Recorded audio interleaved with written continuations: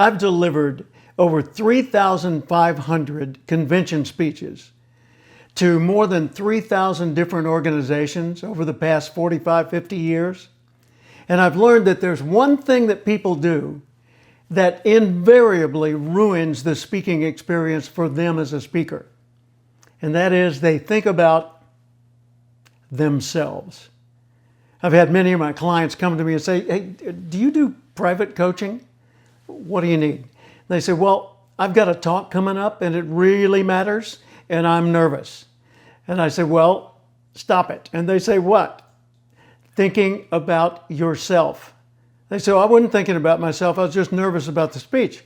I say, actually, the only way you can become nervous about the speech is if you start thinking about yourself. Consider that. That is the definition of self-consciousness.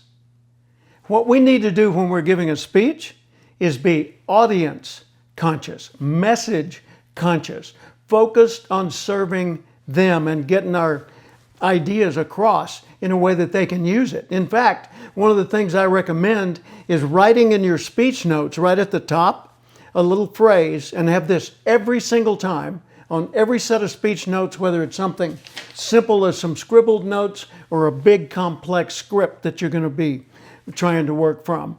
Start with this. What this means to you is, see, that forces you to put everything in the context of how they can use it. So instead of thinking about yourself and getting nervous, you're thinking about your message and how they can use it, and you kind of lose yourself in that process. Well, shouldn't I be aware, Jim, of how I look and how I come across? Yeah, you should be aware of your circumstances, your movement, and what you might be doing that might distract from your message. But for the most part, just get lost in your message. Just focus so much on them that you're no longer concerned about you. People say, well, you don't understand. I have a fear of public speaking. No, you don't. Yes, I do. In fact, I've read in a book, it says that, in the book of lists, number one fear in the world was fear of public speaking, even higher than death. Yeah. What that's missing is this. Nobody's afraid of public speaking. They're afraid of being judged. We speak in public all the time. If you're sitting at a dinner table with a bunch of other people and they say, hey, how was your trip to Disneyland? And you tell them, that's public speaking.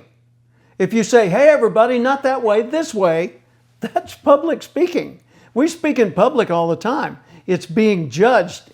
That's where we have the problem. So how do you lose that? Well, the way you lose that is get the focus off of you. Get the focus onto them. People say, well, look, study your audience, read the room, and above everything else, be appropriate. How should I dress? Appropriately for the role that you're in, the goal you're trying to accomplish, and the situation you find yourself in. Sometimes more formal, sometimes more relaxed. And manage the energy flow in your presentation. If you're speaking at a funeral, delivering a eulogy, you might not want to start out with high energy. If you're speaking to a sports team between halves of the game, you might want to add lots more energy. So let the energy flow be appropriate to what you're doing.